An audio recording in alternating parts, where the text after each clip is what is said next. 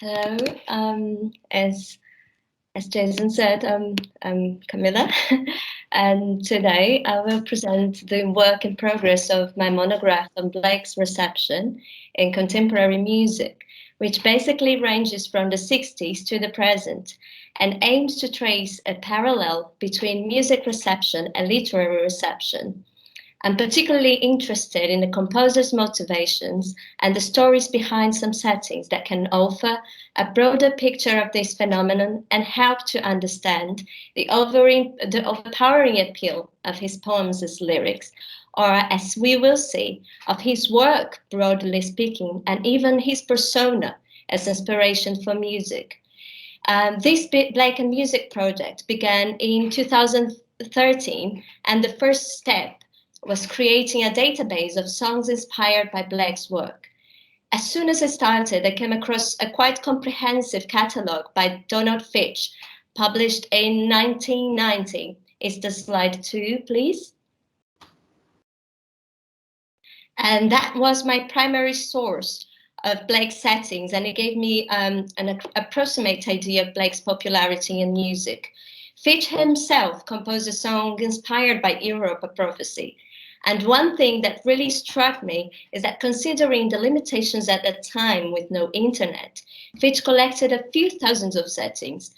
And although his list is by far the most comprehensive to the date, there are other lists, like a chapter dedicated to Blake settings in a Blake bibliography. I think it's the next slide, right? By Bentley Jr. and Martin Nurmi, and also musical settings of British Romantic literature, a catalogue. There are supplements by Bentley Jr. and Donald Fitch in 1996 and 2001, respectively. And the last list I heard of was by Shankar Kumari, who published a paper in 2014. But then it was clear to me that although most of the classical settings were covered by those authors, many non-classical settings I was familiar with were missing. And that's how I decided to concentrate on non-classical settings, or on the so-called popular music, which is a very debatable concept in itself, since music scholars have different views about what popular music is. For Anahit Kasabian, for instance, popular music can be taken as a form of music that empowers people to act against oppression. But at the same time, popular music can easily be used to mass control, becoming a tool for oppression. She also offers a third definition of popular music as a synonym of folk music. Other authors like Middleton and Manuel focus on the definition of popular music in opposition to classical music or art music.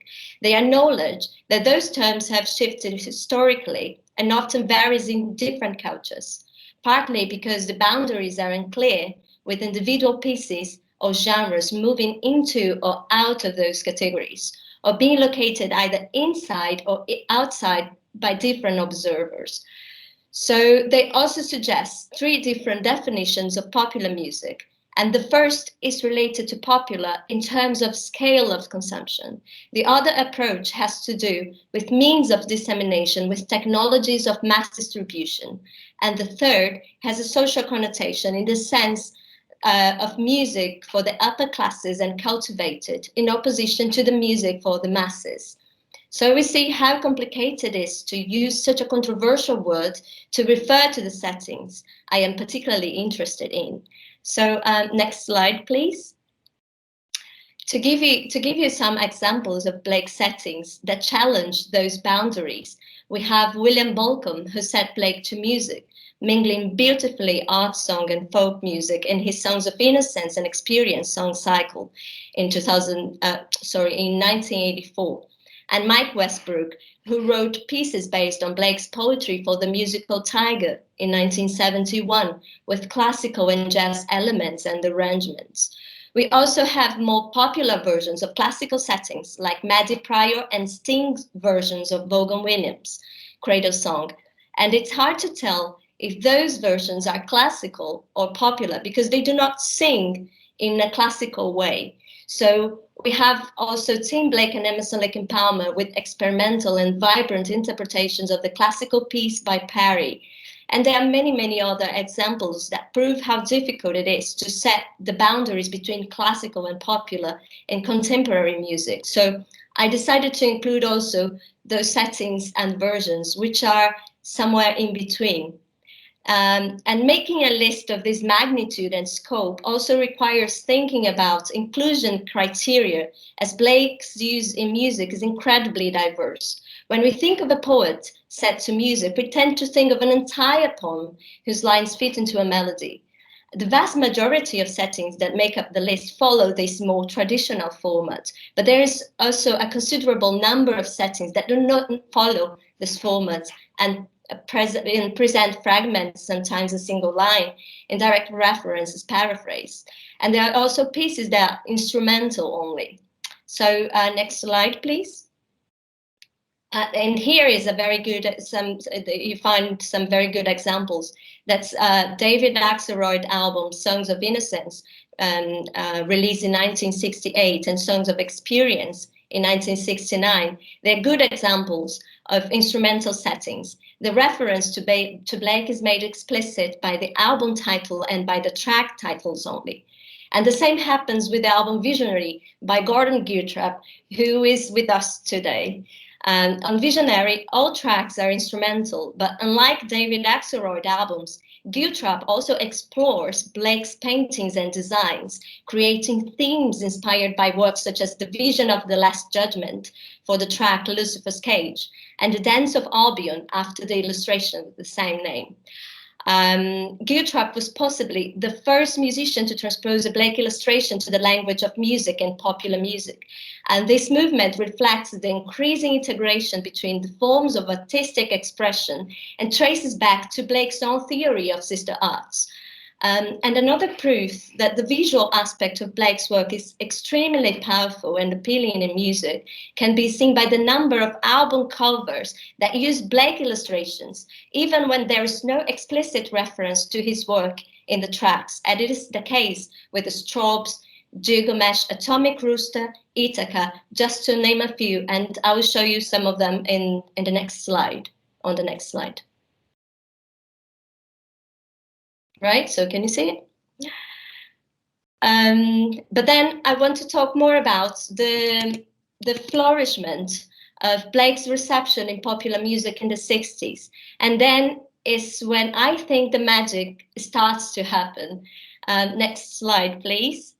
Because I believe that Blake's radical reception in literature played a central role in the dissemination of his work in the countercultural scene, with the publication of books like Jacob Bronowski, A Man Without a Mask, Fearful Symmetry by Northrop Frye, and David Erdman, Prophet Against Empire, all published between the 40s and 50s.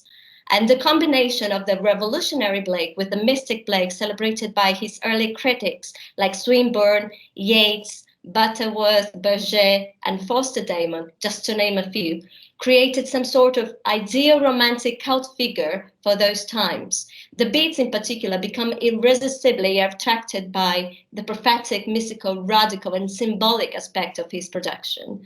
Next slide, please. So much so that the earliest popular setting of Blake known in popular genres comes from a beatnik, and his name is Ed Sanders, and he's the founder of the rock band The Fugs. He said the poems As Sunflower from Blake's Songs of Experience and How Sweet I Roam from Field to Field from Poetical Sketches. I had the opportunity to interview him in 2016 in the occasion of the event celebration of the 19th birthday of Allen Ginsberg, who I think to be the catalyst of Blake's reception in popular music. And meeting Sanders in that event was particularly meaningful because Ginsberg was one who inspired him to set Blake to music. And I tried to summarize the story behind those settings by Sanders. Ginsberg was introduced to the poetry of William Blake by William Burroughs in 1947, I think. And in 1948, while masturbating in his room in Harlem, as Linda Friedman also mentioned yesterday, Ginsberg claims to have heard Blake recite to him the poems As Sunflower, The Sick Rose, and The Little Girl Lost. And that auditory hallucination After that auditory hallucination, Ginsberg became obsessed with Blake and wrote many poems about that experience. And after sending the poem, The Change, to Sanders about Blake to be published in his underground magazine, Sanders decided to set Blake to music. So next slide. The next one. Yeah, thank you. So later on, in 1968, Ginsberg himself sings Blake's poem, The Grey Monk, from Blake's Pickery manuscript at Lincoln Park, in the occasion of Chicago Democratic Convention. And in the following year, he bought a pump organ and decided to set Blake's poem to music. Ginsberg had no music training, and he taped the melodies he created in the organ. Soon later, he was helped by musicians who taught him the basis of music notation. So, and on the next slide, you see a very precious and unpublished material sent to me by Steve Taylor, who played the guitar with Allen Ginsberg from 76 to 96. And it's very rudimentary music writing that he was taught by the the session musicians who worked with him. And on the next slide, one interesting fact about this record is that Paul McCartney is directly involved in that idea, but unfortunately, I'm afraid I don't have enough time to tell the whole story. The album was produced by Barry Miles, who told me a bit more of the story, who worked for Apple Records, an alternative label of Apple Records. And after many bureaucratic problems, the album was finally released in 1970. Bob Dylan and Patti Smith, for instance, are some of the central figures in the rock scene that were highly influenced by Ginsberg's experiments with Blake's poetry and music. And one of my arguments is that Ginsberg was a catalyst of the contemporary reception of Blake music because he associated Blake with the counterculture. He elected Blake the forefather and the godfather of the Beat generation, which influenced enormously the flourishing rock and folk music scene of the 60s and 70s. And most of the contemporary Blake settings are somehow derivative of this association. It's said that Ginsberg tried to lay Blake on every musician he knew, from Dylan to the Beatles and Rolling Stones. And inspired by Ginsberg in the 70s and 80s, we have a considerable number of musicians who set Blake to music. But it seems that in the past 30 years, he's been even more popular. So he's more popular than ever.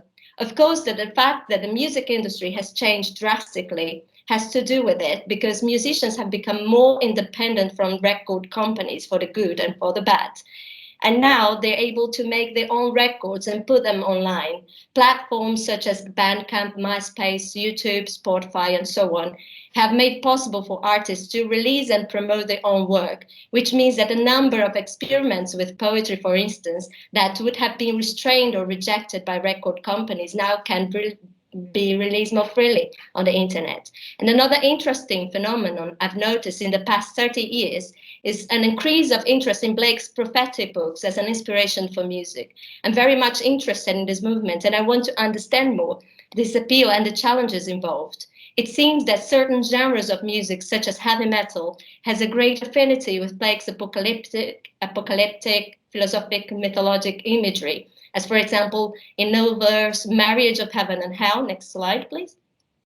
Virgin Steel, Marriage of Heaven and Hell as well.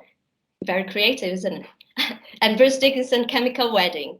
But there are many other examples. And we should bear in mind that the terrific numbers, which are the long lines, as Blake called the long lines, are also music. We must not forget that the last line of Jerusalem is end of the song Jerusalem. And the Song of Loss is the song, after all.